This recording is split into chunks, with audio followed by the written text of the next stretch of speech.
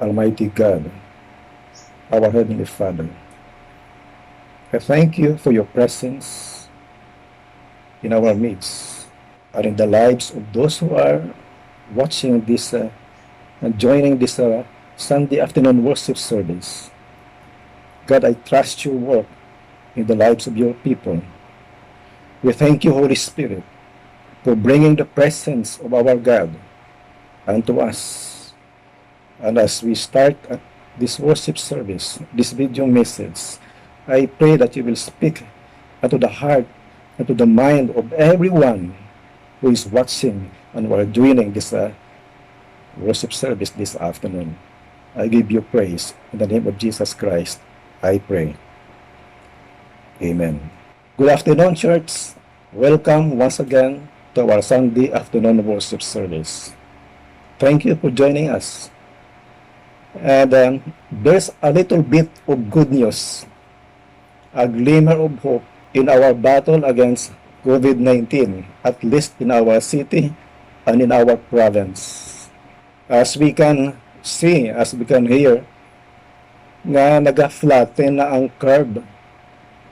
There's no new cases and there's no casualties for this past week. This is a good news indeed. But let us continue to pray. Let us not let our guard down in prayer. There's still a big challenge sa Metro Manila, sa Luzon. Ang cases sa infected keep on rising. Nagasaka. Ang casualties nagasaka.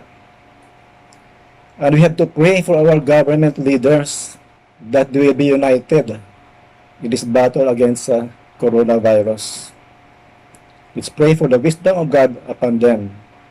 I even heard just today that there is an outbreak in a barangay in Cebu City or Cebu Province. The challenge is still big. Outside the Philippines, there's also a glimmer of hope in Europe, particularly in Spain and Italy. Nagapapanaog na ang rates ng casualties sa mga infected. It's going down. But the epicenter of COVID, or the battle against COVID in Europe, has shifted to the UK. It's more than 10,000 already ang casualties. There's a big challenge in the United Kingdom. And not only that, the epicenter of COVID, not only in UK, but also in the United States, in New York City. United States today, even since last week, has the highest casualties. Brothers and sisters, let's continue to join our hands and pray for our city, our province, our nation, and to the whole world. I believe with each passing day, we can rejoice with the hope that God is hearing us.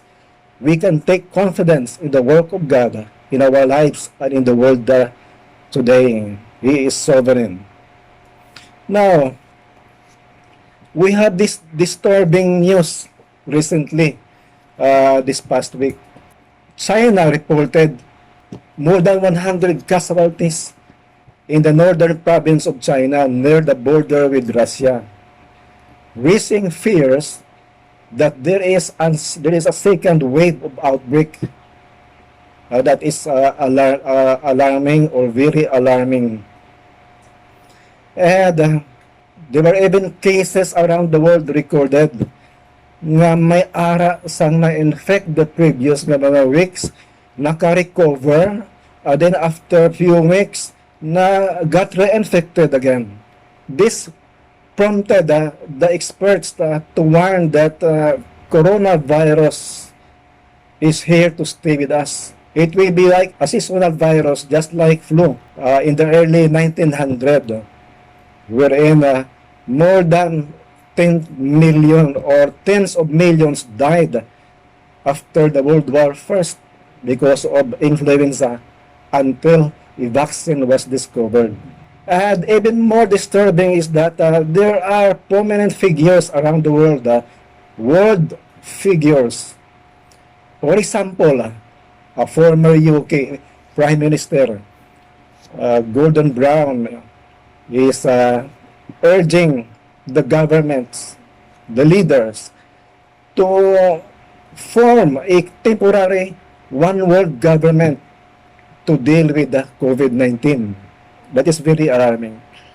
And not only the Secretary General of the United Nations are urging, encouraging all the governments, every country, every government to contribute at least 10% of their gross domestic product to the United States, to the United Nations, I mean. This so that we can fight, the world can fight the coronavirus and even the pandemic similar to COVID-19 in the years to come. And lately, Bill Gates, one of the richest man in the whole world, I think ikaduwa siguro, is leading the church, the call for every people on planet Earth to have a microchip. He called that a virus chip to track every person who is infected with the virus. What does all this tells us, brothers and sisters? This only confirms what we believe, that a one world government, the Bible, the biblical scholars are telling us that there is a one world government that will be set up before the rapture of the church. And right now, this is happening. All these things that are happening to the world are leading to what the biblical scholars, to what the Bible is saying in the last days before the second coming. Now the question is, how can we confidently live in these uncertain times, brothers and sisters? Pagkatapos isang COVID-19, ma-lift na ang lockdown sa aton, ma-back to normal na kita, it will not really be normal for us. I can only imagine that every one of us are still wearing our face mask outside each time we go out of our homes. Nagka-mask na Japon kita. And that will be a new normal, bagong normal. Our life will never be the same again, brothers and sisters. So we need to prepare. The challenge today for you and me, for the church, for every Christians, every believers of Jesus Christ, is to live confidently in these uncertain times. This is the title of my message this afternoon. Living confidently in a certain time. And Jesus Christ, during his last night before he was crucified, he was spending his last night together with his apostles. And this was his longest session, his last night before he was to be crucified. The book of John, the Apostle John, in his book, has devoted 5 chapters in the last night of Jesus Christ with his apostles. And I would like to share to you some words that he told his disciples. Open your Bibles, please, with me. John chapter 14, verses 1 to 3. Do not let your hearts be troubled. You believe in God, believe also in me. In my Father's house is many rooms. If that were not so, would I have told you that I am going there to prepare a place for you? And if I go and prepare a place for you, I will come back and take you to be with me, that you also may be where I am. You know the way to the place where I am going. In these verses, church, in this chapter of John chapter 14, there are 4 things that Christ is telling us on how we can live confidently in these uncertain times. First is trust God in what He says and trust Him in what He can do for you and for me. In verse 1, this is what He said, do not let your hearts be troubled. You believe in God, believe also in me. The word trouble that Jesus used here also describes his own condition in the preceding chapters. In John chapter 11 verse 33, sang pagkasugatan ni Mary sa kay Jesus Christ nga nagkadto sa lulubngan ni Lazarus, nagahibi si Mary. Sa gahibi si Mary na tublag si Jesus Christ, na disturbed sa in spirit, in troubled siya. And also in chapter 12 verse 27, Jesus Christ is troubled in spirit. He said, my spirit is troubled.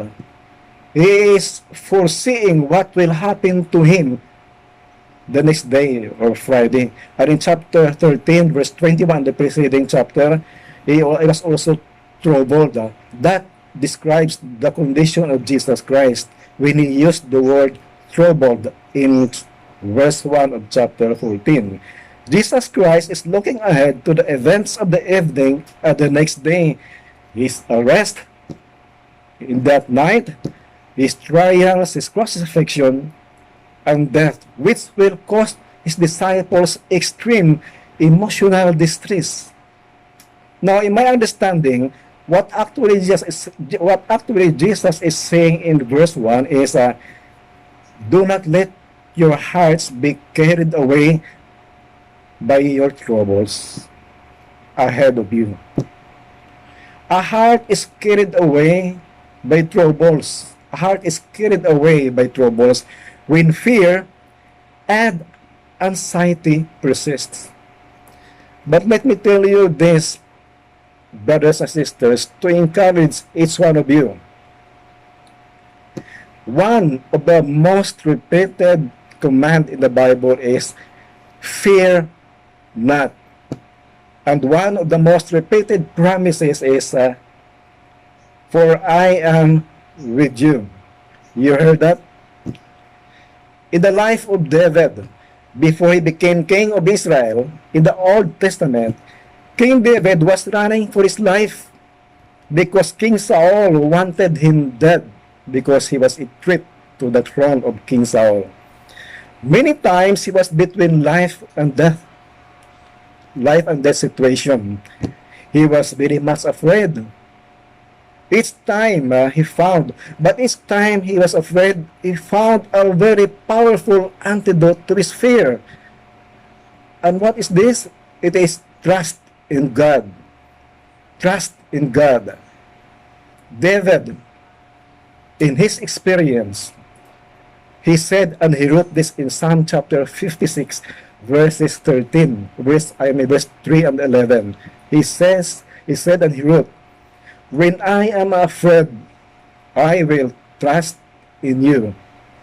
In God I trust, and I am not afraid. What can man do to me? This is what David has written in Psalm chapter 56, verses 3 and 11. Brothers and sisters, the powerful antidote to fear is trust in God. Trust God in what He says and trust Him in what He can do for you. This is the first thing that we should do and we should have in order for us to live confidently in these uncertain times. The second is look up to Christ in heaven. The second thing that we need to have and we need to do in order for us to live confidently in these uncertain times is look up to Christ in heaven. In verses 2 and 3 of our passage, let me read this to you. In my Father's house has many rooms. If that were not so, would I have told you that I am going there to prepare a place for you?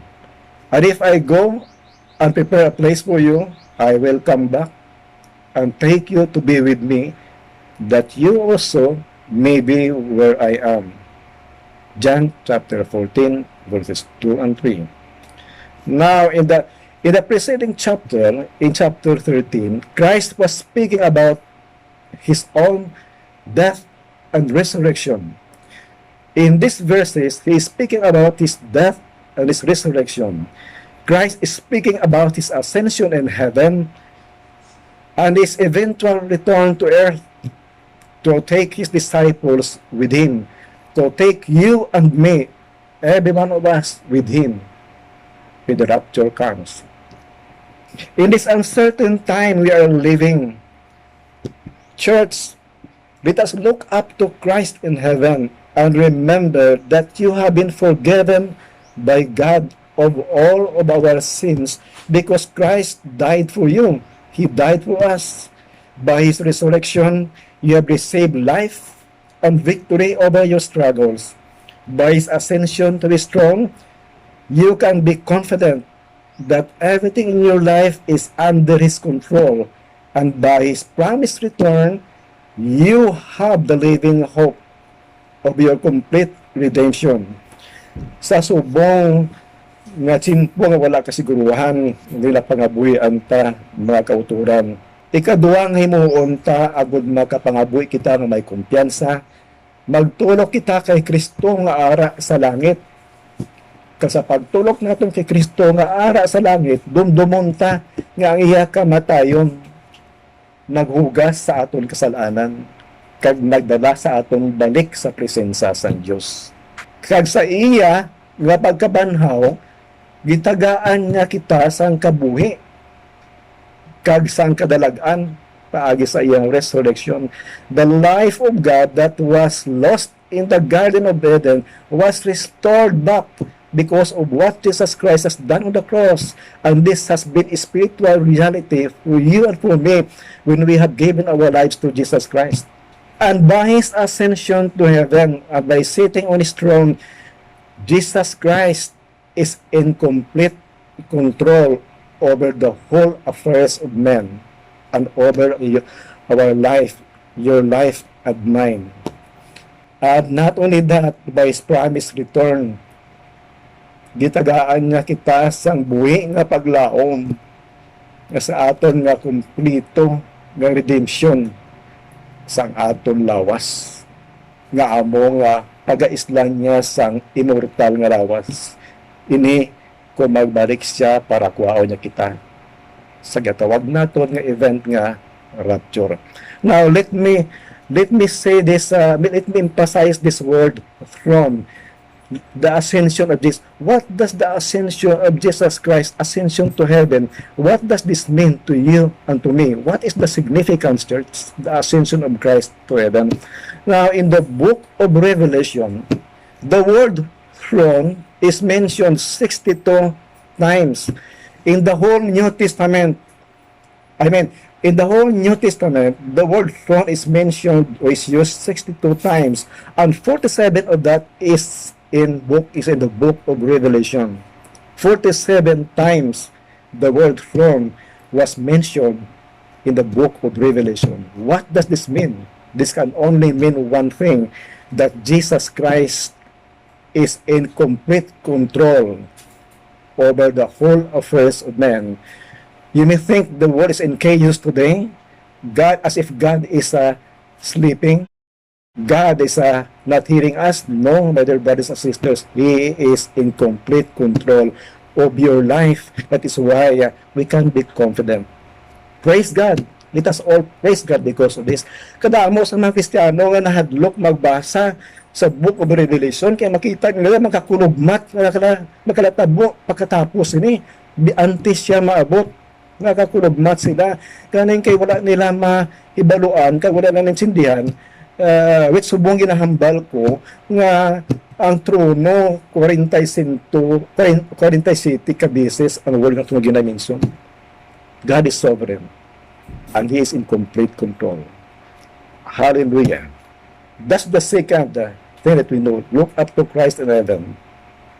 The third thing that we should have and we should do in order for us to live confidently in these uncertain times is that know that the presence of God is with you because of the Holy Spirit.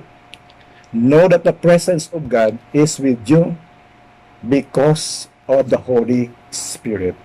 Let me read this to you in verses for 15 to 17 of the same chapter, and verses 25 to 26. If you love me, keep my commands. I will ask the Father, and he will give you another advocate to help you and be with you forever, the Spirit of truth. The world cannot accept him because it neither sees him nor knows him, but you know him, for he lives with you and will be in you. All this I have spoken while I still with you. But the advocate, the Holy Spirit, whom the Father will send in my name, will teach you all things and will remind you of everything that I have said to you. Now, because you have given your life to Jesus Christ, you have received the wonderful gift of the Holy Spirit, that is, God Himself is living in you and He is with you by His Holy Spirit. Now, everything that God does, everything that God and Christ does and they continue to do unto us, He does all these things and will continue to do that through His Holy Spirit. The word here that was used by Jesus Christ to describe the Holy Spirit is, in the Greek word, it is paraklete. Paraklete in Greek, it has a broad range of meaning nga wala sa isa lang ka English word nga maka-describe sini. It has a broad range of meaning. Meaning everything about who God is and everything about what God can do to you and to me. It's in the Holy Spirit. He is the counselor. He is the truth. He is our defender. He is the power of God. He empowers us. He guides us into all truth. He gives us the discernment of what is right and what is wrong. And He gives us the power to do what is right and the power to resist and to say no to sin and to every temptation. The third thing that we should have and we should do and we should know is that in order for you and me to live confidently in these uncertain times, that let us know that the presence of God is with you because of the Holy Spirit. Praise God. Hallelujah. And the last thing that we should do for us to live confidently is pray. Pray. We heard a lot about prayer, more so in these days of coronavirus. Let me read to you in verses 12 to 14 of the same chapter. Very truly I tell you,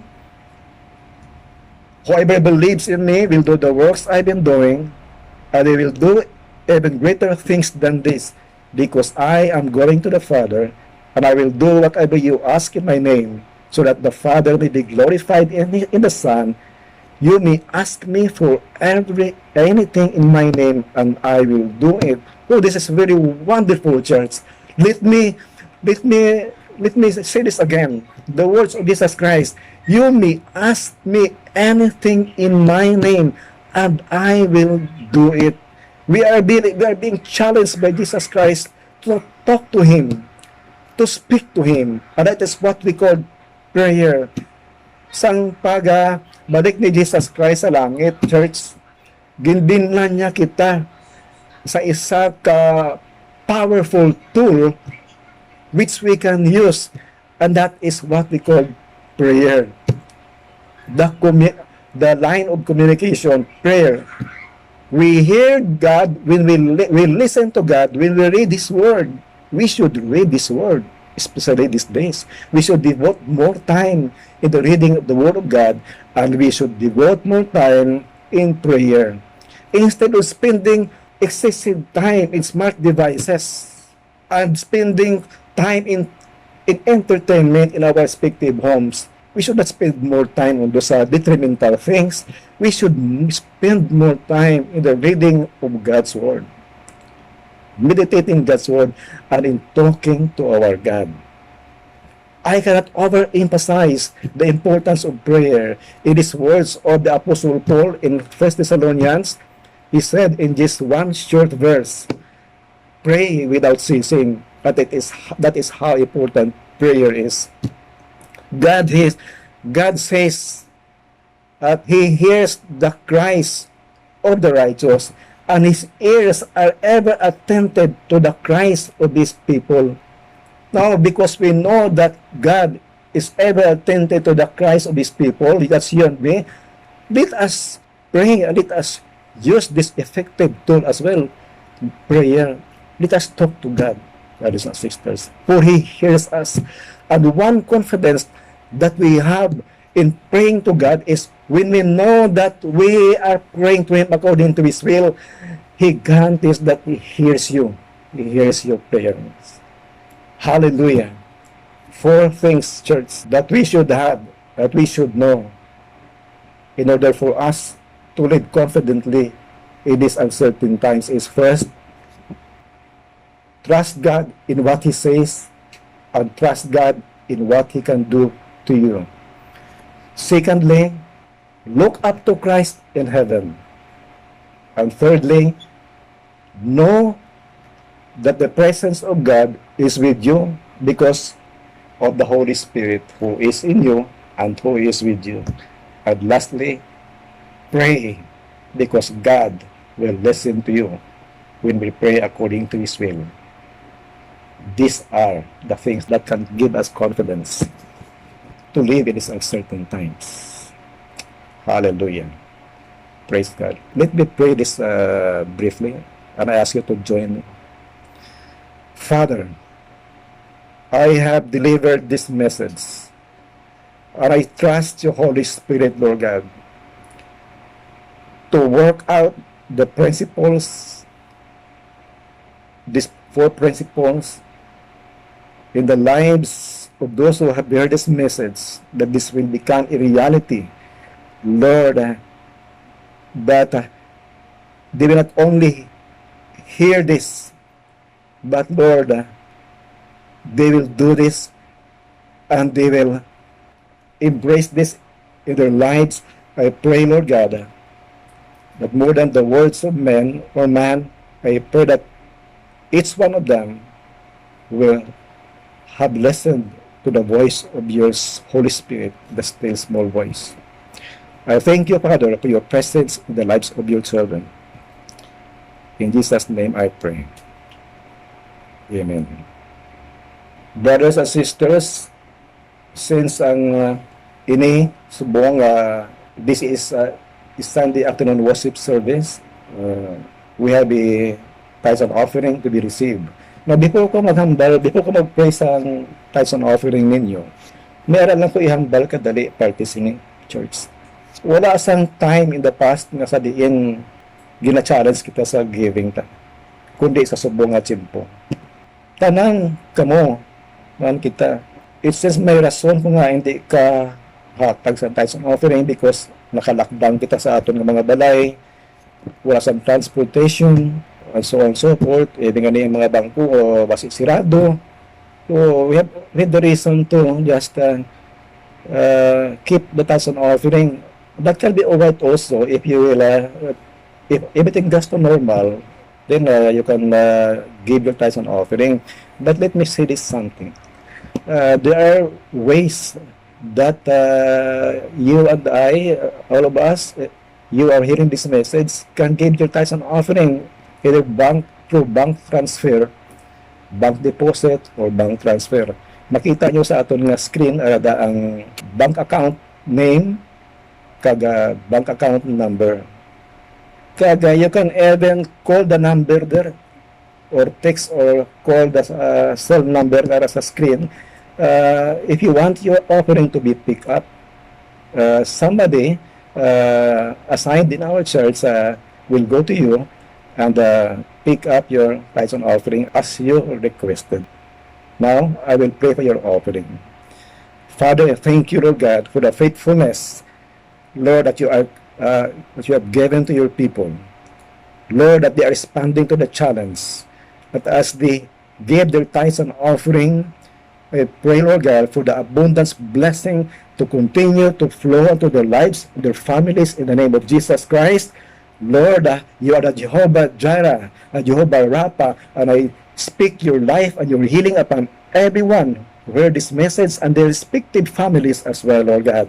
We thank you for covering them, Lord God, against all the attacks of the enemy, and Lord, for giving them the life, Lord God, and the victory over all their struggles. Father, thank you for your presence in the lives of your people. In the name of Jesus Christ, I pray. Amen. Now, church, to close this Sunday afternoon worship service, I request you to lift up your hands and receive the blessing of this benediction. Lord, as I close this worship service, and I pray, Lord God, for your abundant blessing, Lord, your uncommon favor. It is uncommon times, Lord God, to come upon your people in the name of Jesus Christ. Lord, I speak that the love of God, the saving grace of His Son, Jesus Christ, and the fellowship of His Holy Spirit be with you all. In the name of Jesus Christ, I pray. And all of us will say, Amen and Amen. Thank you for listening to this, for joining us, and see you again next Sunday. God bless you. Continue to enjoy your time with your family in the presence of God.